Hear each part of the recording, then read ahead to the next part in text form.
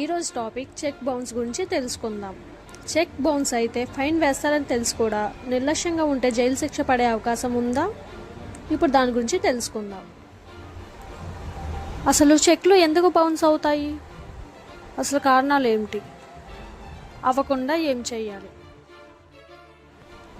ఒకవేళ check bounce అయితే ఎలాంటి చర్యలు తీసుకోవాలి? ఇక్కడ వివరంగా చూద్దాం. ఇప్పుడంతా ఆన్లైన్ లావాదేవీలు వేగంగా పెరుగుతున్నాయి. చాలామంది యూపీఐ, నెట్ బ్యాంకింగ్ను ఉపయోగిస్తున్నారు. మనీ ట్రాన్సాక్షన్కి సులభమైన మార్గంగా ఆన్లైన్ ఉపయోగపడుతుంది. కానీ నేటికి పెద్ద మొత్తంలో డబ్బు లావాదేవీలు చేయాలంటే ప్రజలు చెక్కులనే ఉపయోగిస్తున్నారు. అయితే చెక్ ద్వారా చెల్లింపులు చేసేటప్పటికి కొన్ని విషయాలు గుర్తుంచుకోవడం చాలా ముఖ్యం. అసలు ముందుగా చెక్కులను ఎందుకు ఉపయోగిస్తారో మనం తెలుసుకుందాము. పెద్ద మొత్తంలో నగదు తీసుకుని తిరగడం కంటే చెక్కు ద్వారా మనీ ట్రాన్స్ఫర్ చేస్తే సేఫ్గా ఉంటుందని చాలామంది భావిస్తారు. మరికొంతమంది ఎవిడెన్స్గా ఉంటుందని చెక్కులను ఉపయోగిస్తారు. అంటే చెక్కు ద్వారా మనం మనీ ట్రాన్స్ఫర్ చేస్తే అది రికార్డుగా బ్యాంక్ స్టేట్మెంట్లో కనిపిస్తుంది. దీనివల్ల చెల్లింపు చేసినట్టు ఎవిడెన్స్గా ఉంటుంది. మరికొంతమంది వ్యాపార లావాదేవీల్లో పెద్ద మొత్తాలు చెల్లించడానికి చెక్కులను వాడతారు. మరికొంతమంది పోస్ట్ డేటెడ్ చెక్కుగా ఉపయోగిస్తారు. కావాలనుకుంటే మనం ఫ్యూచర్లో చెల్లించేలా ఉపయోగించుకోవచ్చు. ఇప్పుడు చట్టం ప్రకారం చెక్ బౌన్స్ అయితే పనిష్మెంట్ ఏంటో తెలుసుకుందాము. చెక్ బౌన్స్ అయితే ఇండియాలో నెగోషియబుల్ ఇన్స్ట్రుమెంట్ యాక్ట్ 1881లోని సెక్షన్ 138 ప్రకారం ఇది ఒక క్రిమినల్ అపరాధం. అవును, మీరు విన్నది నిజమే. సెక్షన్ 138 ప్రకారం చెక్ బౌన్స్ అయితే చెక్ జారీ చేసిన వ్యక్తికి జరిమానా, జైలు శిక్ష లేదా రెండూ కలిపి పడవచ్చు. కోర్టు మనకు ఫైన్ ఇలా వేస్తుంది.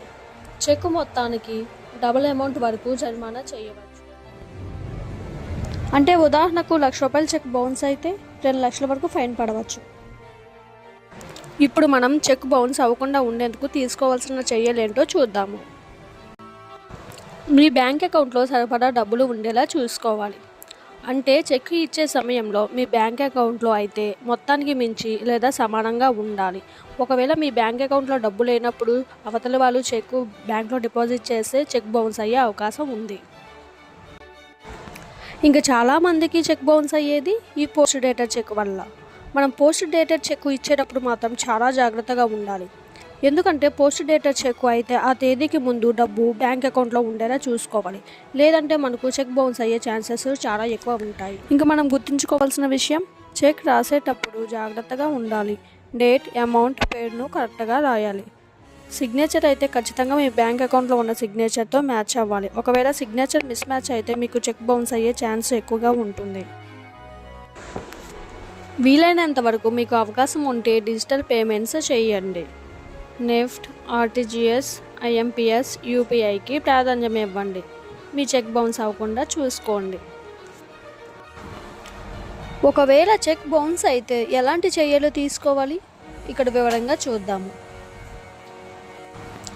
ఒక చెక్ బౌన్స్ అయితే అంటే బ్యాంకు మన చెక్ను తిరస్కరించినప్పుడు ఫండ్స్ లేకపోవడం, సిగ్నేచర్ సరిపోకపోవడం వంటి కారణాలతో చెక్ తీసుకున్న వ్యక్తి మొదటగా చెక్ ఇచ్చిన వారికి 30 రోజుల్లో లీగల్ నోటీస్ ఇవ్వాలి.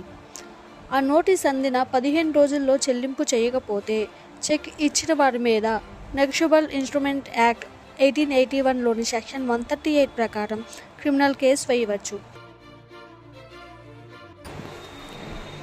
నా వీడియో మీకు నచ్చినట్టయితే లైక్ చేసి షేర్ చేయండి. ఇలాంటి మరిన్ని వీడియోస్ కోసం ఇప్పుడే మా ఛానల్కి సబ్స్క్రైబ్ చేయండి.